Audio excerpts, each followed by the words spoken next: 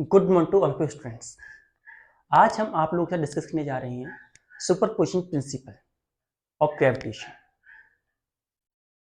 जैसा कि हम लोग जानते हैं, ग्रेविटेशनल फोर्स होती है वो शेप और साइज से डिपेंड नहीं करती।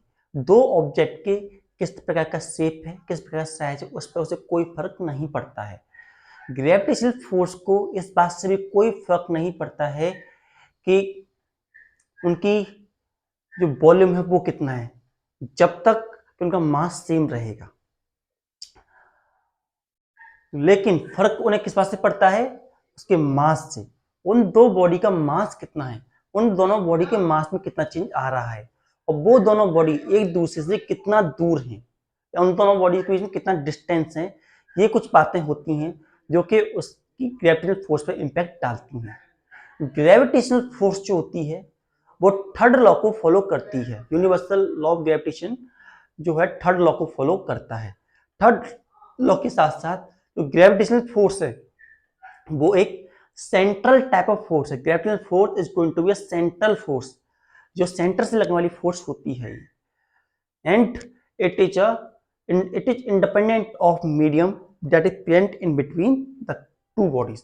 दो बॉडीज के बीच में और कोई मीडियम रखा हुआ है या कुछ भी हम बीच में रखते हैं तो उन दोनों के बीच में लगने वाली ग्रेविटेशनल फोर्स में कोई चेंज नहीं आएगा। जितना ग्रेविटेशनल फोर्स पहले लग रहा था उतना ही ग्रेविटेशनल फोर्स लगता रहेगा। There is no change in the gravitational force. तो ग्रेविटेशनल फोर्स जो होती है वो इन सब चीजों से इंडिपेंडेंट होती है। लेकिन अगर क्या हो, एक पार्टिकल पर बहुत सारे, एक बॉडी पर बहुत सारी बॉडीज फोर्स लगाएं या बहुत सारी बॉडीज की वजह से उसे फोर्स लगी, तो हम क्या करेंगे? हमने बोला दो बॉडीज के बीच में अगर कोई एक दूसरी बॉडी आती है तो उन दोनों में लगने वाली फोर्स का कोई इंपैक्ट नहीं लगाती। लेकिन अगर एक बॉडी पर कई सारी बॉडी मिल करके मिल जाएं और तब फोर्स बने तो उस फोर्स की वैल्यू क्या होगी, व्हाट, और उसे हम किस प्रकार से निकालेंगे? तो इसके लिए हम यूज करते हैं सुपरपोजिशन प्रिंसिपल। सुपरपोजिशन प्रिंसिपल ये कहता है कि अगर एक बॉडी पर बहुत सारी बॉडी जिनका मास m1 m2 m3 mn तक है, वो एक m नॉट नाम की किसी बॉडी पे लेटेस्ट टेक जिसका मास m नॉट है उस पर फोर्स लगा रही हैं, तो उस m नॉट पे जो फोर्स लगेगा वो इंडिविजुअल फोर्स के वेक्टर सम के बराबर होगा। तो हम सुपरपोजिशन प्रिंसिपल के कह सकते हैं, if a body of if a body experience a force from different type of body, then the resultant force is equal to the vector sum of all force acting on that body at that time। तो जो vector sum होगा उन सभी forces का, वो करने पर ही हमें रिजल्टेंट फोर्स मिलेगी। तो अब हम इस को समझेंगे और लिखना स्टार्ट करते हैं। तो let us start.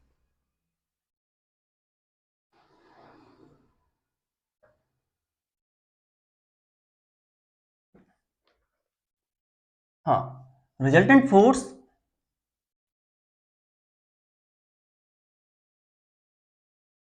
acting on a particle due to different point mass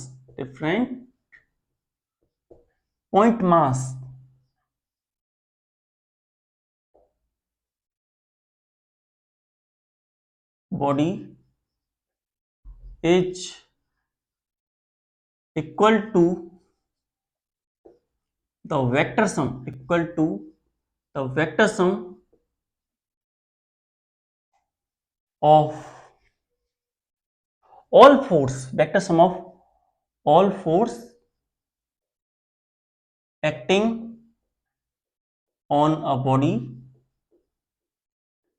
at that time।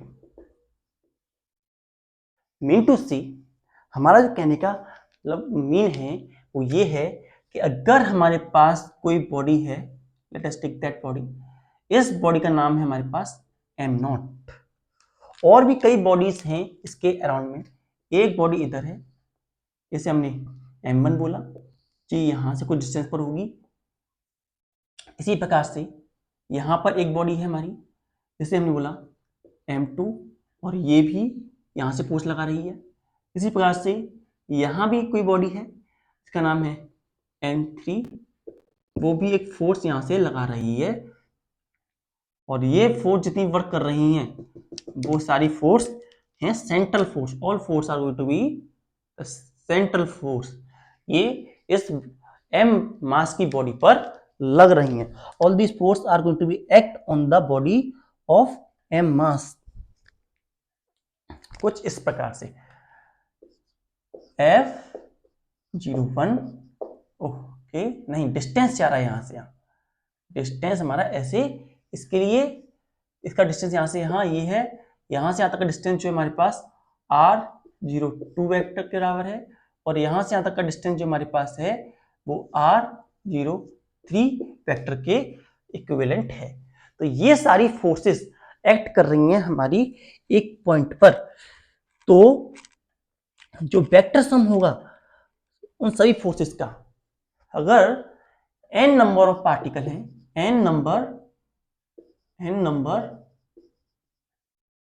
Of particles, हमारे पास n नंबर ऑफ पार्टिकल्स हैं, तो ऐसी कंडीशन जो फोर्स लगेंगी F vector equals to F1 vector plus F2 vector plus F3 vector dash dash dash Fn vector के form में हमें वैल्यू ऑब्टेन होगी।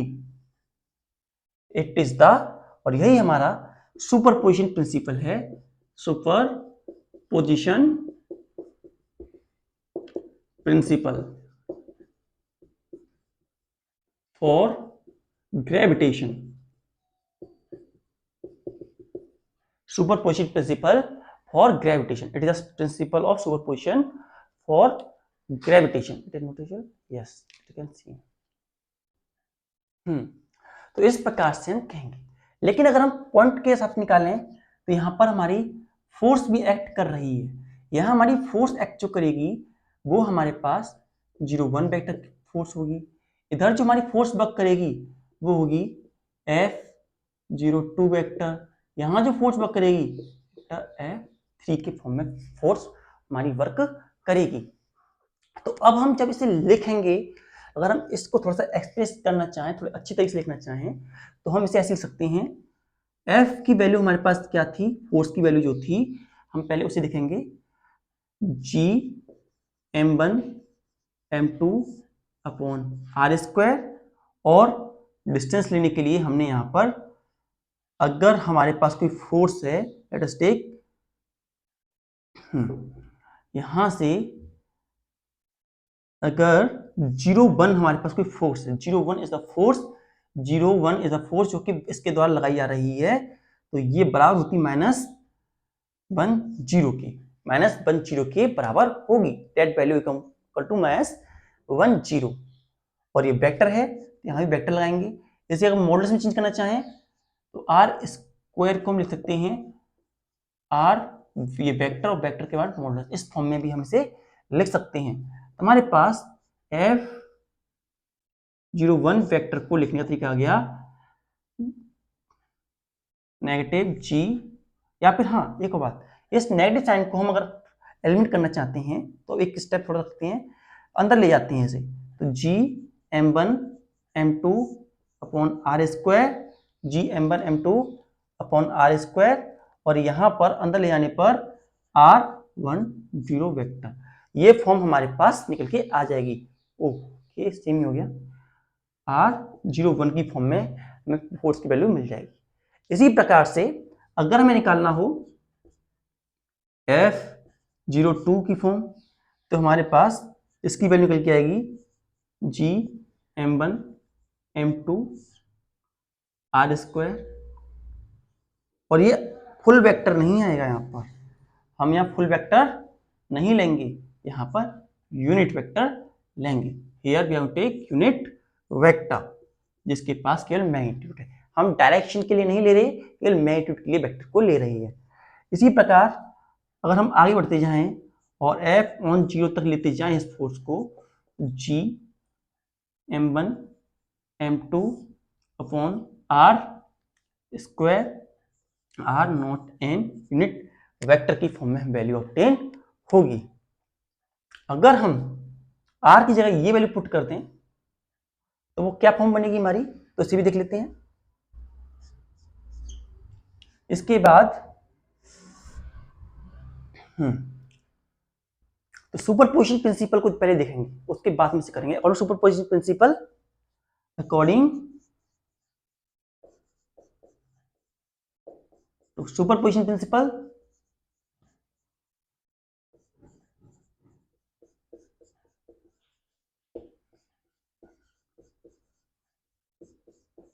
सुपरपोजिशन प्रिंसिपल के अकॉर्डिंग जो हमारे पास फोर्स लग रही है F, वो बराबर होगी F01 plus F02 plus F03 plus test test test F0 के बराबर हमारे पास टोटल फोर्स निकल के आएगी। ये हमारे पास सुपर पोजिशन प्रिंसिपल की एक फॉर्मेशन बन रही है। नाउ जो हमारे पास ये वैल्यूज हैं, अब इन वैल्यूज को हम यहाँ पे पुट करते हुए चलेंगे तो क्या वैल्यू बनेगी हमारे पास, फोर्स की वैल्यू हमारे पास हो जाएगी, F1 की वैल्यू हमारे पास हो जाएगी G M1 M2 R square R01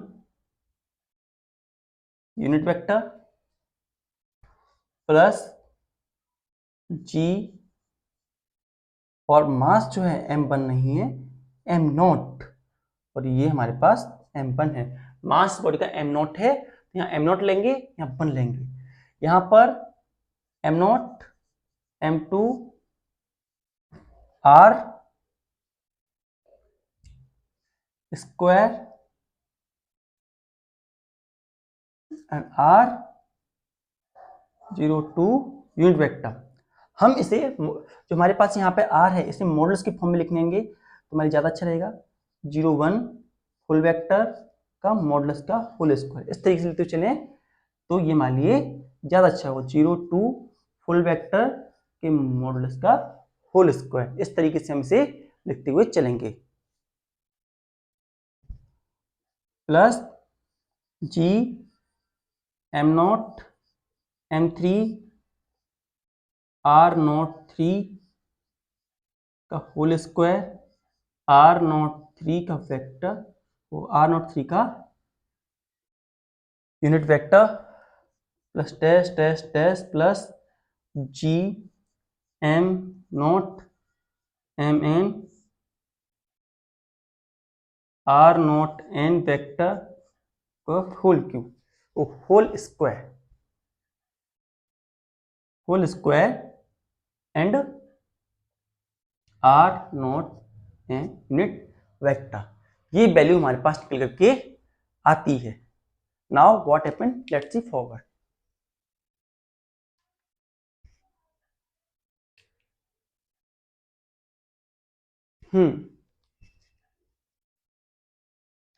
और हम ये भी जानते हैं कि हमारा R यूनिट वेक्टर जो है, जो हमारा R यूनिट वेक्टर जो है वो बराबर होता है R10 full vector upon R10 full vector का मॉडुलस, इसके बराबर होता है। तो यहां पर हम इस वैल्यू को पुट करेंगे और रखेंगे तो क्या वैल्यू बनती है, इसे भी हम देखते हैं एक बार। तो F वेक्टर की वैल्यू हमारे पास क्या बनती है, G M0 M1 R10 full vector का मॉडुलस का होल स्क्वायर, और यहाँ R10 की वैल्यू क्या बनेगी, R10 full vector upon R10 vector, इस ये फॉर्म बनेगी हमारे पास। फिर दूसरी के लिए लिखते चलेंगे, हमारे क्या वैल्यू बनेगी, G M1 M0 M2 upon R02 full vector का modulus and R00 vector upon R0 R02 R02 full vector modulus. फिर यहां से इसे ऐड करेंगे फॉर थर्ड पार्टिकल, थर्ड के लिए हम लेंगे इसे, तो हमारे पास आ जाएगा G M0 M3, यहां स्क्वायर आएगा R30 यहाँ 3 और डॉट लगा करके R03 vector upon R03 full vector का मॉडुलस। और इसी तरीके से हम इसे आगे बढ़ाते चलेंगे, डैश डैश डैश प्लस यहाँ आ जाएगा G M0 Mn upon R0 N vector का whole square dot R0N full vector, R0N full vector upon R0 okay R0N full vector. तो इस तरीके से हमें वैल्यू ऑब्टेन होगी। नाउ यहाँ क्यूब लग गया है, स्क्वायर लगना है, हियर वी हैव स्क्वायर। तो अब हम यहाँ देखते हैं इन दोनों को मल्टीप्लाई करेंगे तो क्यूब हो जाएगा, तो हम इसे क्यूब बनाते हैं और फिर से लिखते हैं। तो हमारे पास क्या वैल्यू मिलती है, 4f vector equals to G M0 M1 R0 1 full vector mod whole cube and R0 1 full vector plus G M0 M2 R02 full vector का whole cube and R02 full vector, ये value बनती है। इसके बाद यहां plus G M0 M3 and R03 full vector का cube and R03 modulus, ये value निकल के आती है। उसके बाद अगर हम इसे और एक्सटेंड करते हैं प्लस लेकर के, तो G M1 और G M0 M1 R0 and full vector का क्यूब निकलता है और यहाँ पर R0 एंड फुल वेक्टर की वैल्यू निकल करके आती है। इस प्रकार से हमें फॉर्मेशन मिलता है सुपरपोजिशन प्रिंसिपल का। So we have that formulation और सुपरपोजिशन प्रिंसिपल, ये हमारे पास एक फॉर्मेशन निकलता है सुपरपोजिशन प्रिंसिपल का। Note it down.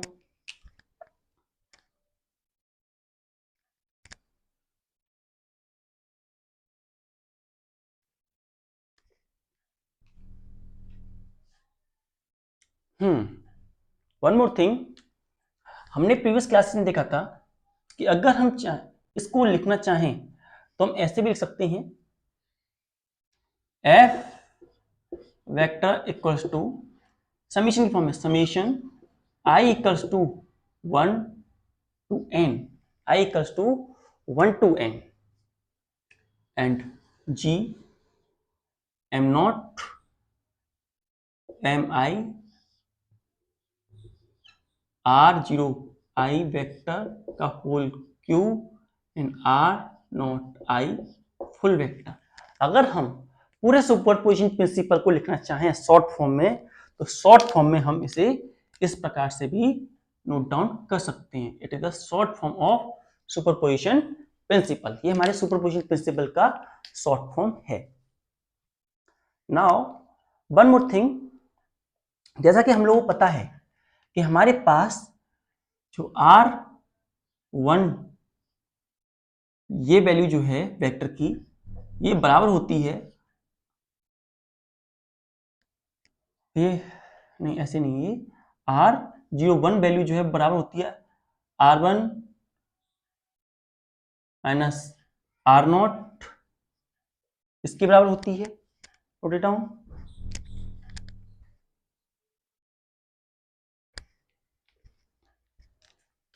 And R02 की वैल्यू जो होगी वो होती है R2 vector minus R not R03 vector की वैल्यू होगी R3 vector minus R not vector and R not n की वैल्यू की बराबर होगी Rn not vector minus R not vector. इनके बराबर हमारी वैल्यूज निकल करके आएंगी।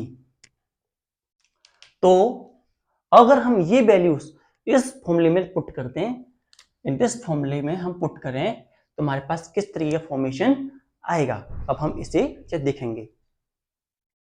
सो we have this formula f vector equals to g m nought m1 और यहां R1 minus R not vector का होल क्यूब एंड R इसकी जगह भी हम लिखेंगे R1 minus R not vector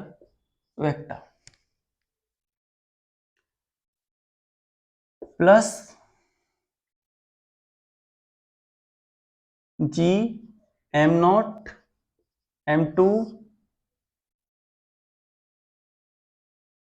यहां से R2 minus R not vector का होल क्यूब, यहां R2 minus R not vector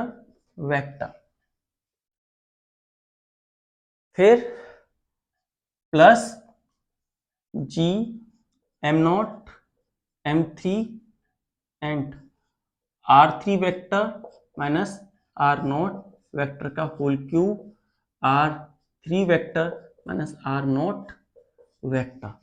ये वैल्यू निकल करके हमारी आएगी। फिर इसे और आगे बढ़ाएं तो हमारे पास वैल्यू निकल के आएगी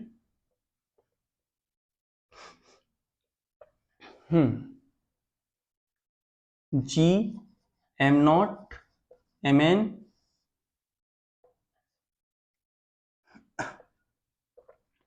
G m nought mn R n vector minus R not vector का whole cube and R n minus R not vector. ये वैल्यू हमारे पास में आएगी। हाँ, इसके बाद हमारे पास ये वैल्यू आने के बाद में अब हम क्या कर सकते हैं, इन सभी में से जी एम नॉट में कॉमन मिल रहा है, जी एम नॉट हम कॉमन ले लेंगे तो क्या वैल्यू मिलेगी हमारे पास, फिर एफ वेक्टर की वैल्यू हमारे पास हो जाएगी जी एम को जी एम नॉट कॉमन लेने पर ये बन जाएगा m not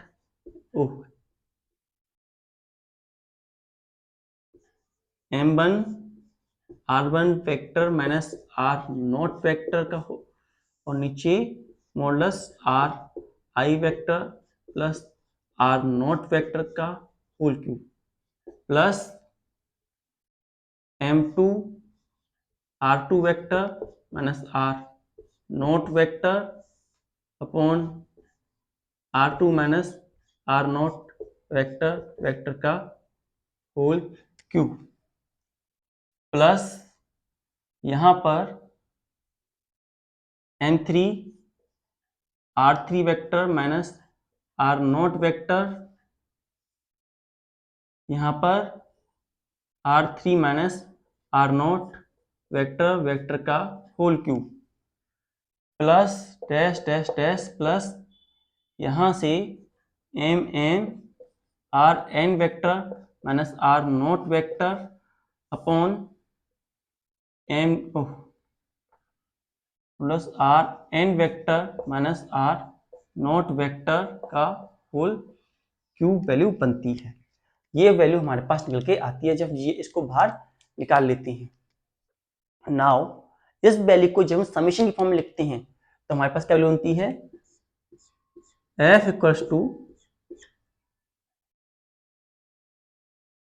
ji M naught summation I equal to 1 to n, 1 से लेकर के n तक जा रहा है, और एम आई R1 minus R0 vector upon यहां से RI vector minus R0 vector का होल क्यूब, ये फॉर्मेशन हमारे पास निकल के आ रही है। अगर हम चाहें इसको भी अंदर ले जाएं और अंदर जाकर मल्टीप्लाई कर दें तो क्या वैल्यू बनेगी हमारे पास, F vector equals to sigma I equals to 1 to n, I equal to 1 to n तक, और यहाँ G m naught m I upon R I vector R naught vector का whole cube in R I minus R naught vector, ये value हमारे पास निकल करके आएगी। It is the value of superposition principle. तो इस प्रकार से सुपरपोजिशन प्रिंसिपल की मदद से हम पता लगा सकते हैं कि अगर n नंबर ऑफ फोर्स किसी पार्टिकल पर एक्ट कर रही हैं और उनका वेक्टर सम करती हैं तो हमें क्या वैल्यू ऑब्टेन होगी। Note it down.